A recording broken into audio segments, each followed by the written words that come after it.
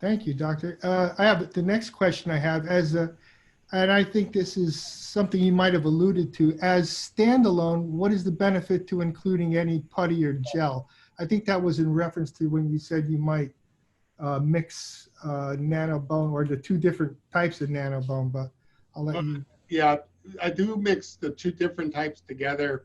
If I have, a tumor cavity is not a perfect sphere, so there may be little interstices where I want to stick the QD device into those little cystic areas. So for example, in a non-tumor situation, in a subchondral acetabular cyst, you'd probably be better off using the QD device, which you can inject into it.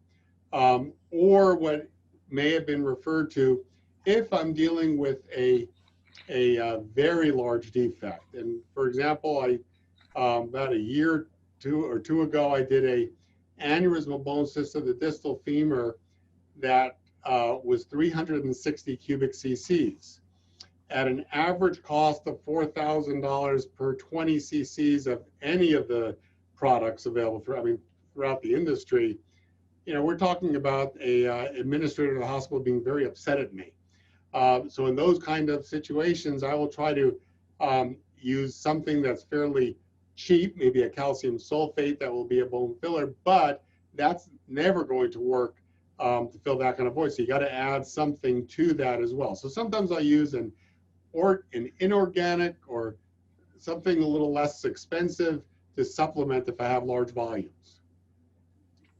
Thank you. I think that answered the question. Another question is, how do you compare Nanobone to Infuse? The perception is, even though it's used off label, it's still the premier bone graft in terms of robust fusion and outcomes. Okay, so firstly, I probably can't answer that question since I don't use Infuse. I have used it in the past in a tumor situation. There's some worries about it. We're talking about a change in, I'll say, physiology and immunohistochemistry with Infuse, and that's a bit more worrisome, I think. Also, I don't think with Infuse we're going to get anywhere near the volumes available that are required for a bony defect. Remember that bony defect, let's say you've got a 20 cubic centimeter hole in bone.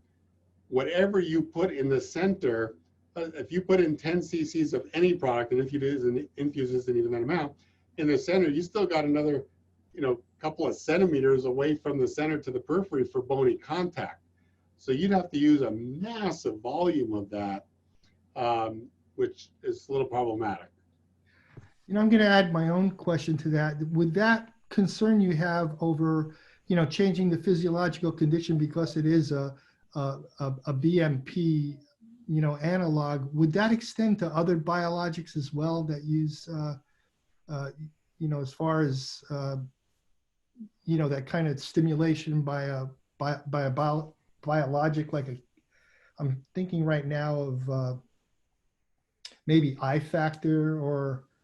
All right, so that's the way I answer that question is, imagine taking an osteosarcoma, a malignant bone-forming bone cancer, and feeding it BMP. Right. I don't feel comfortable doing that. It's like giving the ERPR positive breast cancer woman estrogen. It's not that the estrogen is going to cause the breast cancer, but if there's any residual disease in there, you may be activating it. So I don't feel comfortable with that. Now, most osteosarcoma, a malignant bone-forming bone cancer, I'm going to resect. If I do a good job, I'm probably not going to have any tumor left there. And if I were to be extremely successful, I would have 100% control of my cancers. We don't. The reality is there's always going to be microscopic disease. In the benign non-bone forming bone cancers, so let's take, I mentioned aneurysmal bone cyst or unicameral bone cyst. Those don't have activators for recurrence of tumor based on BMP, but, excuse me, I'm in an office alone, so I coughed. Nobody's around me. Have we really, the reaction of that host bone to that tumor has to be producing some chemical, some elements within that bone to have caused the resorption of the bone to allow the tumor to grow into it. Right. So again, it's a round robin type of thing where I just don't want to activate it with some of the things that we know already occur in that tumor. Oh, thank you, doctor. And there's no silica in any tumor I know of. That's true. Next question was from someone. Thanks for a great presentation, Dr. Rosenthal. What other products have you used prior to Nanobone, and what specifically were the shortcomings that encouraged you to use Nanobone? I love that question because I have been asked for probably 20 years, maybe more, to give talks about bone grafts because I've used every one of them. And the weirdest thing is every first slide, as you all know, is the gold standard is autologous bone graft. Okay, so I'm the guy they asked to give the talks. I haven't done an autologous bone graft in 15, 20 years. Not quite true because I just did one about a month ago, but for a totally different reason. Why? Because I believe some of these products are really better. I think they're the platinum standard. I don't think autologous bone graft is the best. I think there are better options available. I've gone the gamut of the corals, certainly autologous graft, the hydroxyapatite granules. I've done the calcium triphosphates, calcium sulfates, that's the Cerament and the Prodens, Biomet, and Cerament, and all of the other demineralized bone graft substitutes. I was initially, in all honesty, skeptical of Nanobone. I thought going into the nanotechnology concept, and in all honesty, I had no concept of the silica gel at all. So I was a little hesitant, but when I started reading up and trying it and looking at some of this bony remodeling, it's probably my primary bone graft now. Well, it is my primary bone graft now. Thank you. I have two questions here that relate to the same thing, and they're both concerning what have your long-term outcomes look like in the AVN cases? So interestingly, I always tell the patient beforehand, this is not going to cure your AVN. I cannot make dead bone into living bone. And I tell them, and you are going to need a knee replacement or a hip replacement. I'm surprised that most patients say they feel better afterwards, and most patients do not go on to their expected joint replacement in the allotted time that I would have expected them to. Meaning, if they're already getting to me, it's because they've already gone to the joint surgeon for their knee replacement or their hip replacement. And then if that guy is sending them to me for this type of option, by definition, we've already delayed it, but I follow the patients, and because I'm a tumor surgeon, I follow everybody for life, essentially.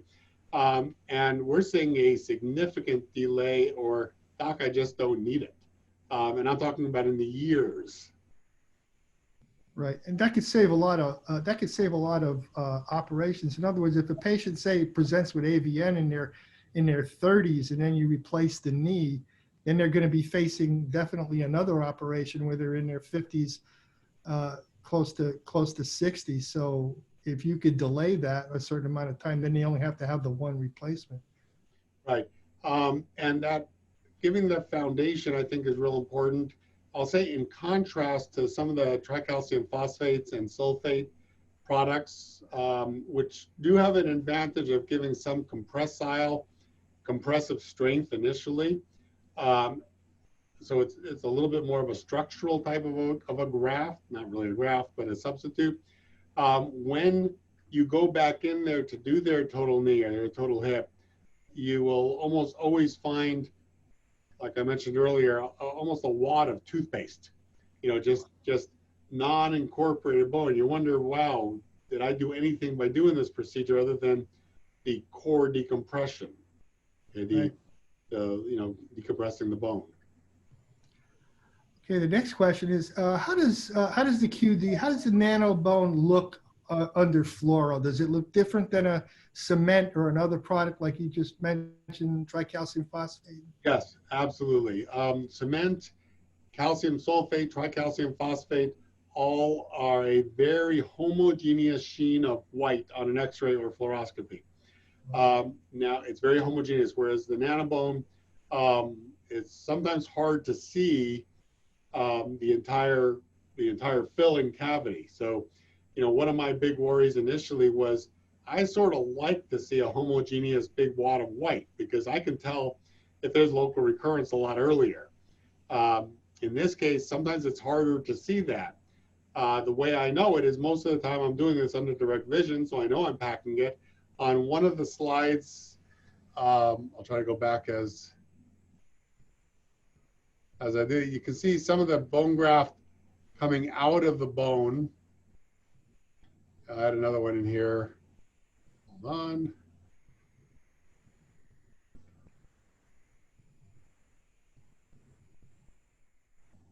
Yeah, out here, that is nanobone having been extruded as I put this screw up. Okay, so now you can say, well, wait a minute, is that bone formation in the soft tissue is going to become a problem? Well, the reality is no, even nanobone cannot create bone in an ectopic situation. So this is going to all just resorb away as time goes on. But I could look at that defect, and I think I've gotten to the point where I can tell that that's filled, and I can tell that it's going, that there's bony remodeling and regeneration through there.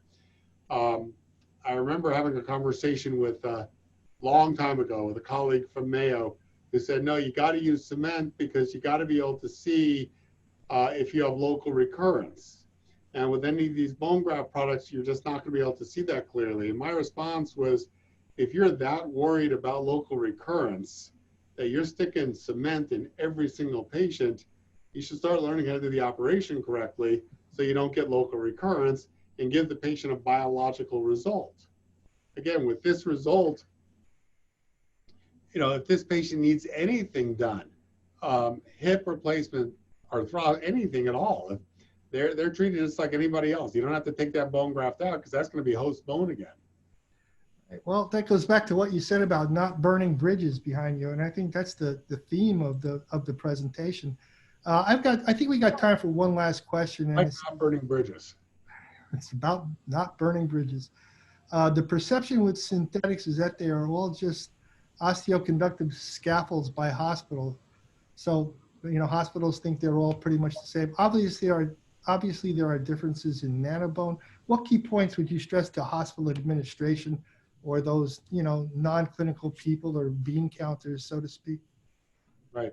So that's where I think it takes the scientists, the doctors, and so forth to give this type of presentation that the DBM or the whatever the bone scaffolding is, yeah, is part of the process, and those may be very similar.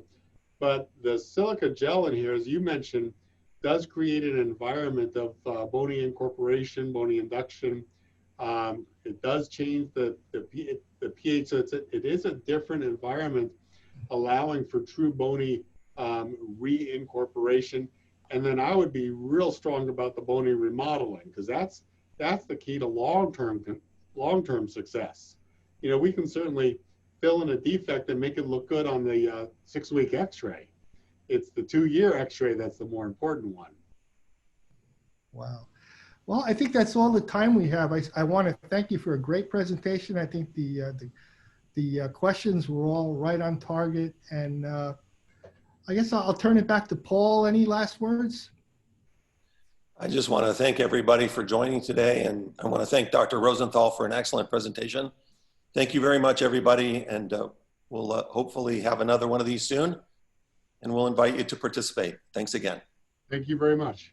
Goodbye, everybody. Stay safe, everybody.